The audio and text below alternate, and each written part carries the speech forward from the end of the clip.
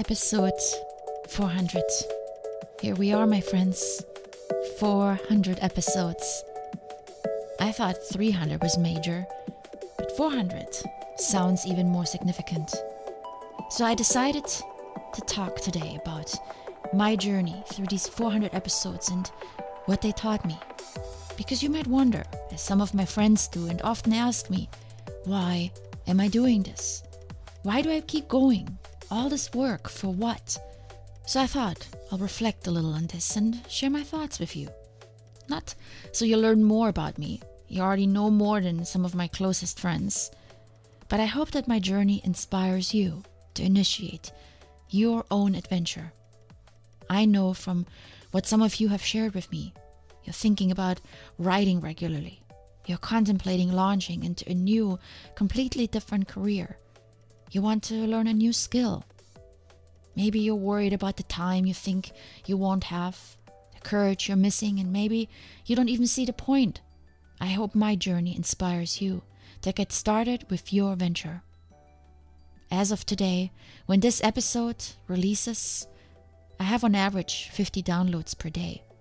That does not mean these 50 people listen. It's just a download. My podcast feed on my phone downloads 5 or more episodes of podcasts I'm subscribed to a day. I don't have the time to listen to all of them. And for all the work that goes into Quest for You, this is not a lot, and I know it. But I keep going. And here's why. 1, I still enjoy podcasting, despite the work that goes into it. I have days where I'm completely immersed into my episodes. I really dive into the topics and get excited about them. And I have other days, fewer, but still have them, when I struggle. When ideas don't flow. When I don't have good topic inspirations. And when I struggle with time. Yet I still enjoy it. I enjoy thinking about all the things I share here. They apply to my life just as much as to yours. I learn even from my own stories. That's why I encourage you to begin a writing practice. Because expressing a personal experience and writing is different than just thinking about it. It's not work for me. In fact, for the first time, I'm putting so much effort into something that A, doesn't pay, but B, I enjoy more than any paid gig I've ever had. I believe it's because this is me. This is what I enjoy doing. It's challenging me in new ways every day. And as a result, I have grown so much from these 400 episodes. Which brings me to lesson number 2. I'm more comfortable with myself. I never had much self-confidence. If you met me, you wouldn't think so. But on the inside, I always want to hide. I think that's the introvert in me. I do better one-on-one, and I rather escape when I'm in large groups. It's difficult for me to just be in a group of people. And this hasn't changed a lot, but I'm more comfortable in my own skin.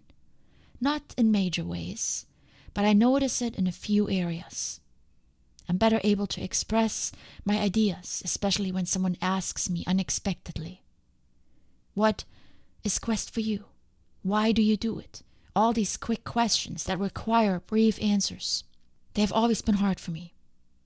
I'm also better in front of people, whether that is speaking in my Toastmasters group, where I'm not as nervous anymore, or simply speaking up in a meeting or any other setting in front of a larger group. I'm just more comfortable being me, not trying to hide and not stammering for words.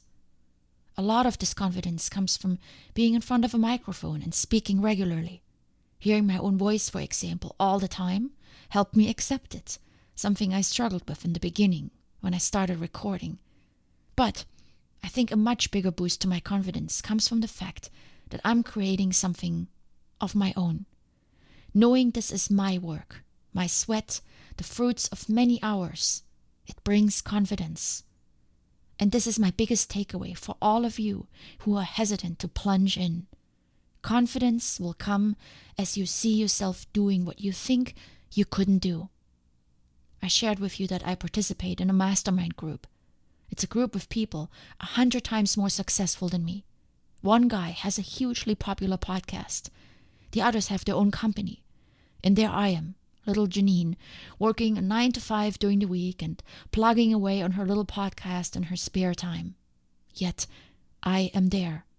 I am part of the group. I was invited, and it helps me feel confident about what I'm doing. And I wish you the same. Third, I want to make a difference. This work comes with a lot of sacrifices. As you know, I have a regular job, so that leaves most of my quest for you work for evenings and weekends. Those are the times when friends want to get together, and I often have to say no. When I meet a potential partner, I have to talk about my commitment to this podcast with them right from the beginning. And let me tell you, some are scared off knowing my time is limited.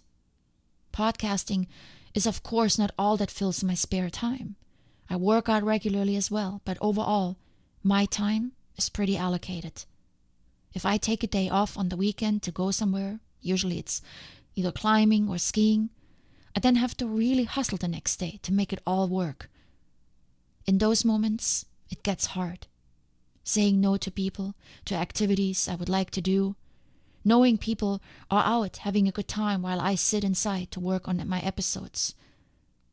But I have learned from some of your recent feedback that my episodes are helping you, that you find the content relatable and that it inspires you.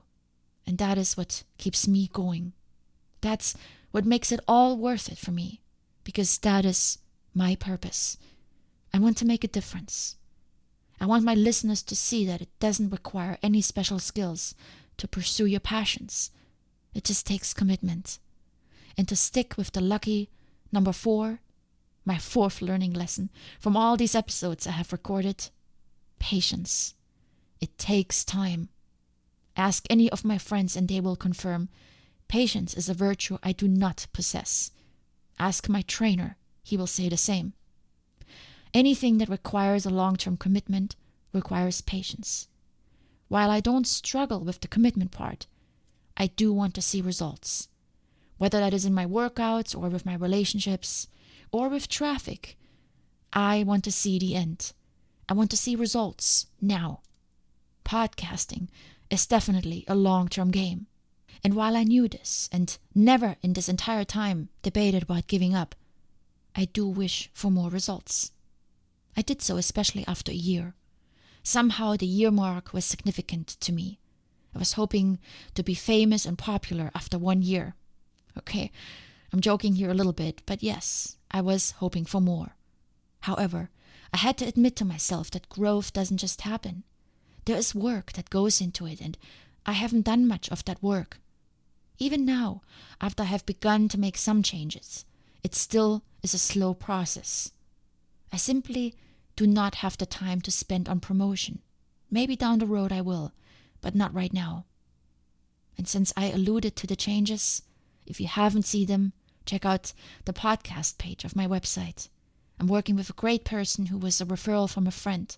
His name is Brett, and he's helping me slowly because I move so slow to get my website out by making it more search engine friendly and user friendly. Thank you, Brett, for all that you do. But especially in these last 100 episodes where I had a lot going on, climbing every weekend, then skiing, my speaking gigs, that's when I came to terms with the fact that this will take time. I don't wait anymore for better numbers. I just try to focus on doing what I can to create valuable content and promote it in the small ways that I can. Patience, my friends.